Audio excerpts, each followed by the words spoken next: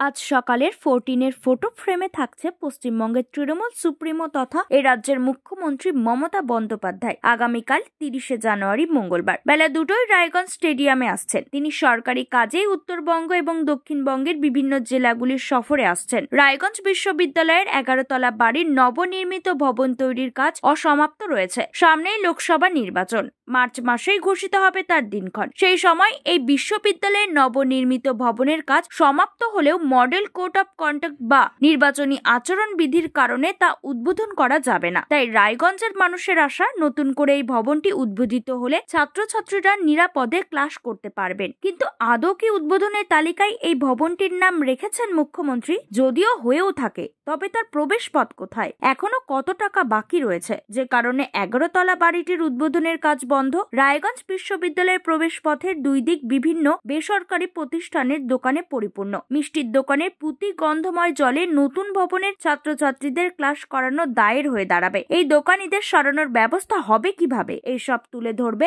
আজ সকালের 14-এর photo frame. যেহেতু মুখ্যমন্ত্রী মমতা বন্দ্যোপাধ্যায়ের উদ্যোগে 1948 সালে গঠিত হওয়া রায়গঞ্জ কলেজ 2018 সালে রায়গঞ্জ ইউনিভার্সিটিতে রূপান্তরিত হয়। বেসমেন্ট ফ্লোর সহ 11তলার রায়গঞ্জ বিশ্ববিদ্যালয়ের ভবনের দ্বারত উদ্ঘাটন হয়ে যেতে পারে বলেই মনে করেছেন রায়গঞ্জের মানুষ। প্রসঙ্গত, বিগত 2016 সালে রায়গঞ্জ বিশ্ববিদ্যালয়ের নতুন ভবন তৈরির নকশা বানিয়েছিল ঠিকাদারি সংস্থা হুগলি রিভার ব্রিজ কমিশন বা HRBC। প্রাথমিকভাবে নতুন ভবন তৈরির জন্য 47 কোটি টাকার বাজেট ধরা হয়েছিল। ওই সময় জিএসটির বিষয়টি ছিল না বলে সেই খরচ ধরা হয়নি, যা বর্তমানে 18% অতিরিক্ত।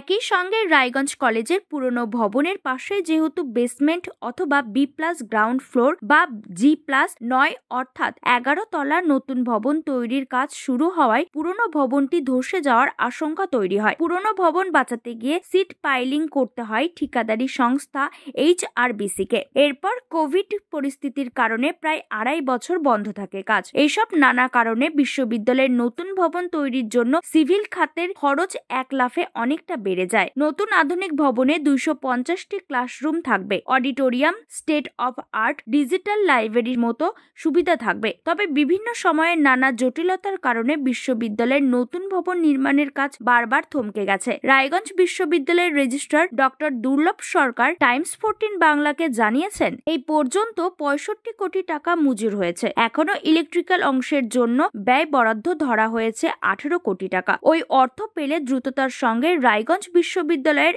11তলা বাড়িটি পূর্ণাঙ্গ রূপ পাবে। পরবর্তীতে বকেয়া 18 কোটি টাকার মধ্যে কত অর্থ মজুরি মিলেছে তা তিনি রবিবার রাতে জানাতে পারেননি। রায়গঞ্জ বিশ্ববিদ্যালয়ের রেজিস্ট্রার ডক্টর দুর্লভ সরকার জানান, তাদের কাছে বিশ্ববিদ্যালয়ের উদ্বোধনের কোনো খবর নেই। তবে শ্রেণীকক্ষ উদ্বোধন করা যে অত্যন্ত জরুরি সেই কথাটিও জানাতে ভোলেননি শ্রী সরকার। রেজিস্ট্রার শ্রী সরকার আরো বলেন, রায়গঞ্জ বিশ্ববিদ্যালয়ে বর্তমানে 23টি বিভাগ রয়েছে, যার সবকটি চলে আসছে নবনির্মিত 11তলা বাড়িতে। এই 23টি বিভাগ চালাতে 154 জন স্থায়ী শিক্ষক প্রয়োজন। বর্তমানে রয়েছেন 100 জন। আরো 54 জন স্থায়ী শিক্ষকের প্রয়োজন। যদিও আংশিক সময়ের শিক্ষক, চুক্তিভিত্তিক শিক্ষক এবং শিক্ষাকর্মীদের দিয়ে ক্লাসগুলি চালানো হচ্ছে। তবে আপাতত কোনো দোকান উচ্ছেদ করার বিষয়ে কোনো মন্তব্য করতে রাজি হননি। এদিন দুর্লভবাবু বলেন, আমরা জানি না সিএম ম্যাডাম এটা উদ্বোধন করবেন কিনা। যদি করেই দেন, সেক্ষেত্রে পুরনো প্রবেশ পথ দিয়ে ঘুরে আপাতত ছাত্রছাত্রীদের যেতে হবে নবনির্মিত ভবনে। মিষ্টির দোকানগুলি থেকে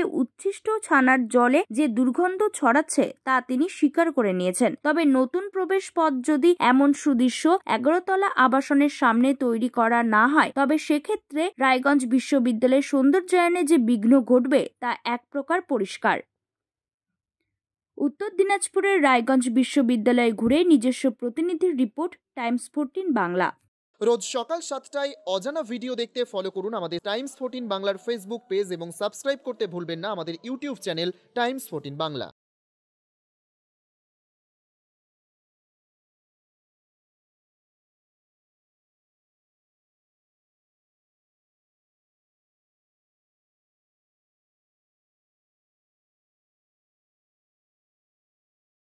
আপনি কি কিডনি রোগে ভুগছেন? তাহলে আর দেরি না করে আজই আসুন আপনার এলাকার একমাত্র বিশ্বস্ত প্রতিষ্ঠান জীবন রেখাতে। এখানে বিশেষজ্ঞ নেফ্রোলজিস্ট ডাক্তাররা লেজার ট্রিটমেন্টের মাধ্যমে রোগীদের সমস্ত ধরনের কিডনির এবং প্রোস্টেটেটের অপারেশন করে থাকেন। রোগী দেখছেন nephrologist doctor Arkaprabha Chakraborty, SSKM hospital, Kolkata. Doctor Sunil Kumar, Apollo hospital, Kolkata. Doctor Pinaki Mukherjee, NRS hospital, Kolkata. এছাড়াও এখানে প্রতিদিন অপারেশন করছেন ও বহির্বিভাগের রোগী দেখছেন ইউরোসার্জন ডক্টর আতার কাশিম, PG হসপিটাল, কলকাতা। তাছাড়াও এখানে স্বাস্থ্যসাথী কার্ড ও ওয়েস্ট বেঙ্গল হেলথ স্কিমের সুবিধা রয়েছে। আমাদের ঠিকানা রায়গঞ্জ, উকিলপাড়া। বিশদে জানতে কল করুন 8373066655 অথবা 8373066644 এই নম্বরে। সব মাই চায় মেয়েকে রাজরানীর মতন সাজাতে, সাজিয়ে তুলতে চায় সোনার গয়নায়। ওরিয়েন্ট জুয়েলার্স, সোনা যা সর্বক্ষণের।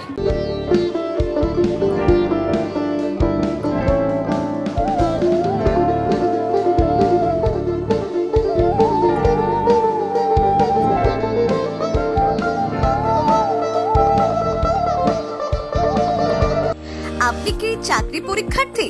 চাকরি পরীক্ষার বই খুঁজছেন? তাহলে আজই চলে আসুন সৌর বুক অ্যান্ড ম্যাগাজিন সেন্টারে। এখানে BSc, WBCS, bank, rail, ICDS, nursing, ANM এবং GNM সহ কেন্দ্রীয় ও রাজ্য সরকারের সকল চাকরির পরীক্ষার বই ও ম্যাগাজিন পাওয়া যায়। আমাদের ঠিকানা ঘড়িমোড়, মোহনবাটি, রায়গঞ্জ। বিস্তারিত জানতে যোগাযোগ করুন 9002904090 অথবা 9434347016।